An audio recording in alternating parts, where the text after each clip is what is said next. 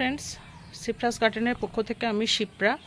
এই জুলাই মাসের শেষ বা আগস্টের সময় একটা বর্ষার মরশুম চলছে, তাই এই সময় আমরা গাছে রিপোর্টিং করব।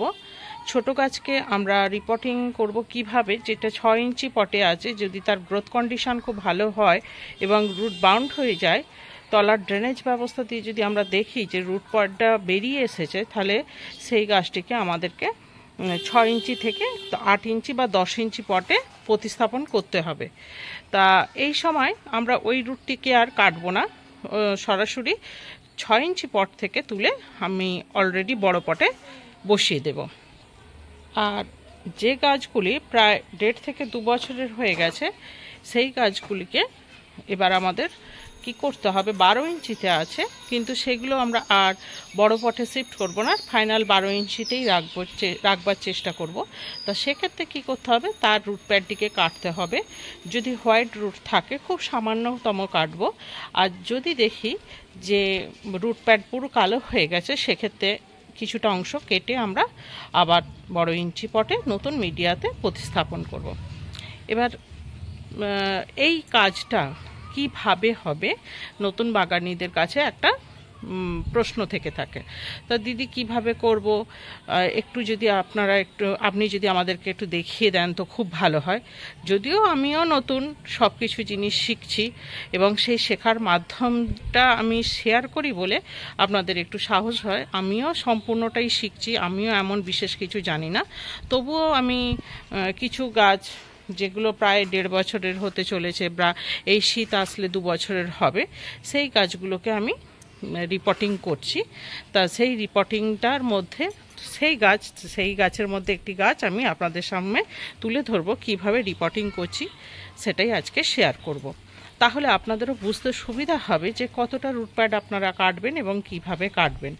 তা চলুন এক ঝলক দেখে নেওয়া যাক আমরা কিভাবে রিপোর্টিং করব।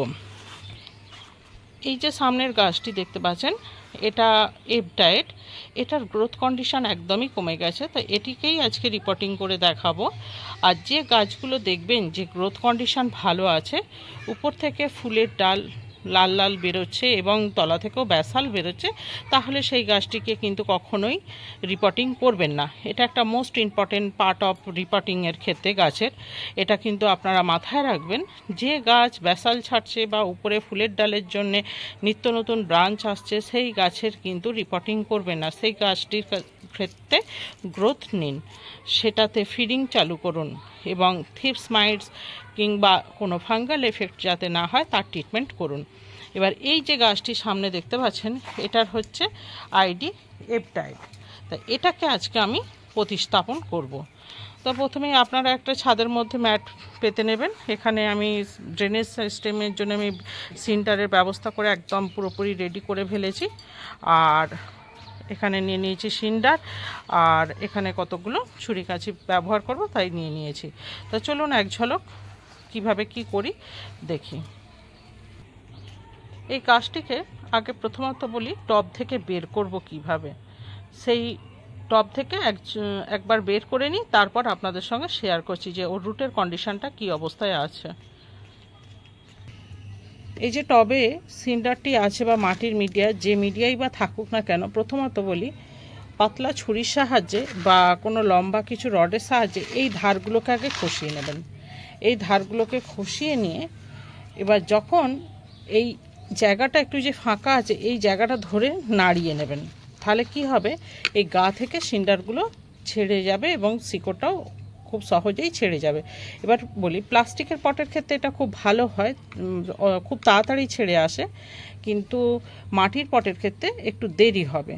তো চেষ্টা করবেন প্রয়োজন হয় নিচেতে কিছু একটা সাপোর্ট দিয়ে চাপ দিয়ে, সাহায্যে পায়ের মাধ্যমেও যদি আপনারা চাপ দিয়ে যদি এই বলটিকে তোলার চেষ্টা করতে পারেন তো খুব ভালো হয়।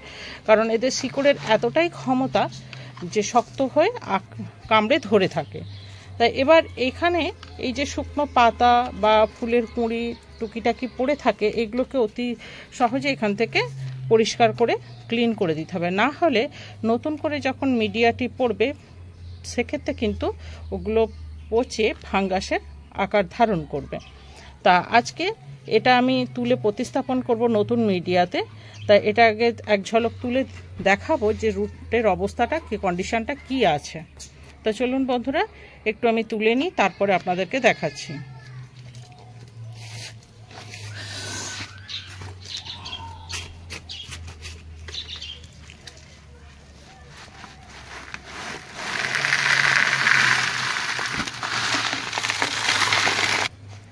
দেখুন বন্ধুরা, রুট কিন্তু যথেষ্টই হোয়াইট আছে, তো অতএব এর কিন্তু রুট যথেষ্টই ভালো আছে। তো বেশি কাটাকুটির দরকার নেই, আমি তবু দেখাচ্ছি। যে রুটগুলো এরকম ব্রাউন হয়ে যাবে সেই রুটগুলোকে চেষ্টা করবেন একটু ছাড়িয়ে ফেলে দেবার। আর এই সমস্ত সাদা রুটগুলোকে কখনোই কাটাকুটির প্রয়োজন নেই, পারলে বরঞ্চ একটু আদ্র মিডিয়াটিকে সরিয়ে দেবেন, দিয়ে নতুন করে মিডিয়া দিয়ে প্রতিস্থাপন করবেন। আর অবশ্যই তলার এই যে ড্রেনেজ ব্যবস্থাটি ছিল সেই ড্রেনেজ ব্যবস্থাটিকে খসিয়ে দিন, আর তলার যে রুট প্যাডটা সেটাকে একটুখানি কেটে বাদ দিয়ে দিন। এইভাবে রুট প্যাডটিকে আমি এটা পরিষ্কার করে দিলাম, দিয়ে এই অংশগুলো আমি একটু কেটে দেব, আর এই সাইডের অংশগুলো একটু কেটে দেব। চলুন একটু কেটে নিই আমি। দেখুন বন্ধুরা, এটাকে ঠিক কতটা আমি খসিয়ে দিয়েছি। এই যে পুরানো মিডিয়াটা প্রায় আমি ছেড়ে ফেলে দিয়েছি, আর এখান থেকে সাইড থেকে একটুখানি খসিয়ে দিয়েছি। এই যে ঠিক এরকম হয়েছে। দেখুন, এই যে কালো রুটগুলো আছে এগুলোকে সরিয়ে দেবেন, কেটে দেবেন। তবে এরকম মোটা রুটে কাটার দরকার নেই, এগুলো কাটবেন না। আর এখানে হোয়াইট রুট আছে যেহেতু বেশি কাটাকাটি আমি করব না, ঠিক আছে। তো এবার এটাকে আমি প্রতিস্থাপন করে দেব।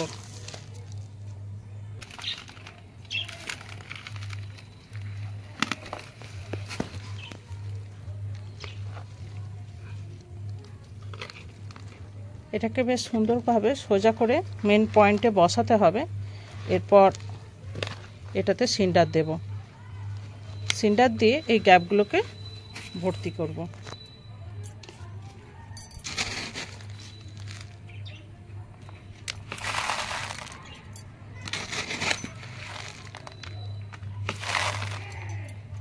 যখনই সিন্ডার দেয়া হবে চারিপাশে এয়ার গ্যাপটা যাতে না থাকে তার জন্য একটা শক্ত লাঠি বা রডের কোনো অংশ দিয়ে ভালো করে ভিতরে খচিয়ে ওটাকে ঢুকিয়ে দিতে হবে। সিন্ডারটা যাতে ভেতরে এয়ার টাইট হয়ে থাকে, যেন বাষ্পটা না থাকে, এয়ার বল যেন না থাকে। এইভাবে আমি পুরোপুরি সিন্ডারটাকে দিয়ে ভর্তি করে নিই, তারপর আপনাদের সঙ্গে ফিরে আসছি, দেখাচ্ছি। ঠিক এইভাবে ভিতরে সিন্ডারটা আমরা ঢুকিয়ে দেব। একটা লোহার রড হলে খুব ভালো হতো, তো এই মুহূর্তে হাতের কাছে পাইনি আমি, তাই একটা শক্ত লাঠির সাহায্যেই আমি এটা কাজটা করছি। আজকে দাদাও একটু হেল্প করছে।